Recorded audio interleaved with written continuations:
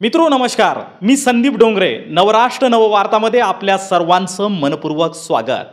या विशेष कार्यक्रमामध्ये विविध क्षेत्रातील मान्यवरांशी संवाद आपण साधत असतो, त्यांच्याशी चर्चा करत असतो. आज आपल्यासोबत आहे पश्चिम विदर्भ माध्यमिक शिक्षक संघटनेचे जिल्हा कार्याध्यक्ष श्री रामेश्वर अवचार सर. सर, आपलं नवराष्ट्रमध्ये स्वागत. धन्यवाद. नमस्कार.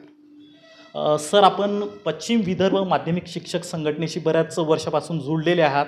शिक्षकांच्या संघटना अनेक आहेत, मात्र आपल्याला याच शिक्षक संघटनेसोबत का काम करावं असं वाटलं? या संघटनेशी आपण का आकर्षित झाला? सर्वप्रथम आपण विचार केला असता संघटनेचा, शिक्षक संघटनेचा म्हणजे माध्यमिक शिक्षक संघटनेचा जर आपण विचार केला तर सर्वात जुनी अशी शिक्षक संघटना माझ्या नजरेत विदर्भ माध्यमिक शिक्षक संघटना होती.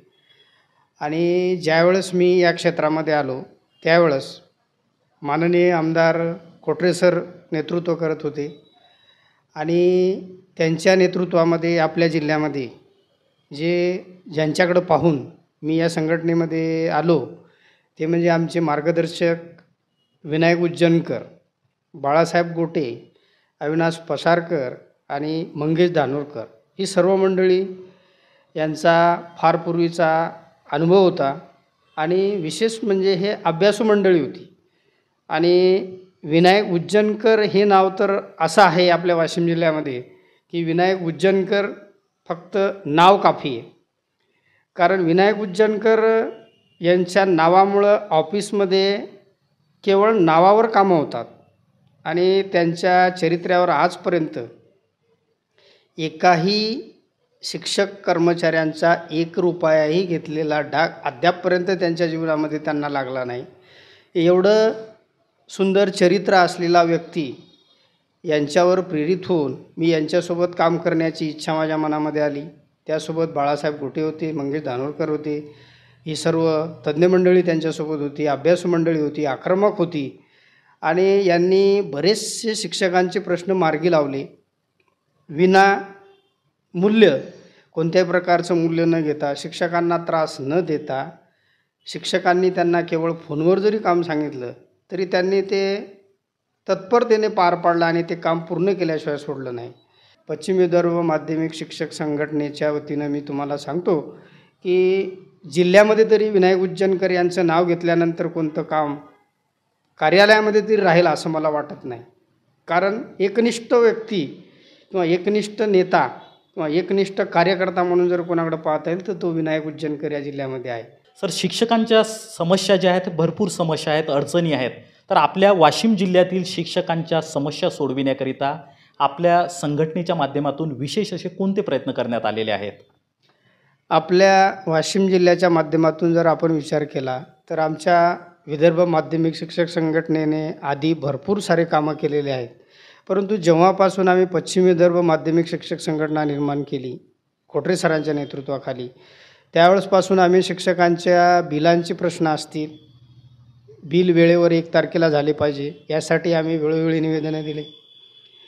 शिक्षकांचे मेडिकल बिलं असतील, ते मेडिकल बिलं आम्ही बसून कार्यालयामध्ये मीटिंगमध्ये घेऊन सगळे पास करून घेतले.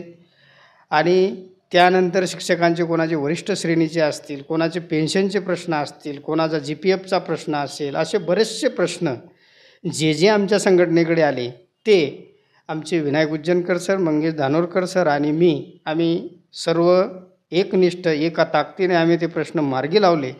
आणि शिक्षकांना EO ऑफिसच्या किंवा शिक्षणाधिकारी कार्यालयाच्या चक्रा मारण्याची वेळ आम्ही त्यांच्यावर येऊ दिली नाही. आणि ते प्रश्न आम्ही आजपर्यंत बरेचसे प्रश्न जे आमच्या हातामध्ये घेतले त्यांचा आम्ही शेवट केला आणि ते मार्गी लावले. त्यामध्ये आम्हाला बरेचसे प्रयत्न करायचे काम पडलं. ऐनवेळी आमचे विनायक उज्जैनकर हे फार आक्रमक आहेत. ते शिक्षणाधिकाऱ्यासोबत त्यांचे बरेच वेळ वाद झाले, त्यांच्यासोबत भांडणेसुद्धा झाली, परंतु त्यांनी शिक्षकांचे प्रश्न हे मागे ठेवले नाही, ते प्रश्न पूर्ण करण्याचं काम त्यांनी केलं. आणि त्यामुळे आज वाशिम जिल्ह्यामध्ये विनायक उज्जैनकर यांच्यावर सर्व शिक्षकांचा एक विश्वास आहे आणि तो विश्वास आम्ही इथून पुढे चालू ठेवू आणि ते प्रश्नचे शिक्षकांचे येतील ते आम्ही मार्गी लावण्याचा प्रयत्न पुढेसुद्धा करू. आमच्या मागे कोणी आमदार जरी आज रोजी नसेल तरीसुद्धा शिक्षकांची ताकद आमच्यासोबत असल्यामुळे आम्ही ते प्रश्न जिल्हा स्तरावर तरी मार्गी लावू ही आम्हाला पूर्णपणे 100% खात्री. सर, आपण माध्यमिक शिक्षक संघटनेचे पदाधिकारी आहात. सध्या जर पाहिलं तर ग्रामीण भागामध्ये इयत्ता 5वी आणि 7वीच्या विद्यार्थ्यांची जी संख्या आहे ही कमी होत आहे. तर याबाबत आपल्याला काय वाटतं? हा प्रश्न फार चांगला प्रश्न आहे, कारण हा जवळपास ग्रामीण भागामध्ये जो शिक्षक आहे त्याला पडलेला प्रश्न आहे. परंतु या प्रश्नांचा थोडा विपर्यास होतो किंवा ग्रामीण भागातील शिक्षक शाळेमध्ये शिकवण्याकडे लक्ष देत नाहीत, इतर कामे करतात, याच्याबद्दल असं काही बोलल्या जातो, केवळ पगार घेतात. परंतु याचा वास्तविक आणि खरा जर मुद्दा कोणता असेल तर याचं खरं कारण जर आपण शोधलं तर खरं कारण याचं असं दिसेल आपल्याला की लोकांचा इंग्लिश शाळेकडे, कॉन्व्हेंटकडे जास्त जोर आपल्याला दिसतो. आणि आज रोजी प्रत्येक खेड्यामध्ये, ग्रामीण भागामध्ये जर आपण विचार केला, लोकांची मानसिकता बदललेली आहे की बाबा नागरीकरणाची संख्या वाढलेली आहे, नागरीकरण दिवसेंदिवस वाढत आहे. त्यामुळे प्रत्येकाला शहरात जाऊन शिक्षण घ्यावंसं वाटत आहे.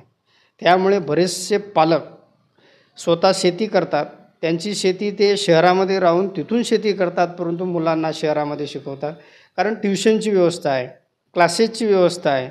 त्यामुळे सर्व पालकांची अशी भूमिका झालेली आहे की बा आपला मुलगा जर आपण शहरामध्ये ठेवला तर त्याची प्रगती होऊ शकते, त्याला जर आपण खेड्यात ठेवू तर तो मागे राहील, असे प्रश्न त्यांच्या मनामध्ये कुठंतरी उद्भवतात. जर याच्यामध्ये शासनाने जर लक्ष घातलं की बा कॉन्व्हेंटमध्ये जाऊन काय होतं की CBSE आम्हाला शिकायची, NCERTचा आम्हाला सिलेबस शिकायचा आहे, कारण याच्या भरोश्यावर पुढील परीक्षा होतात.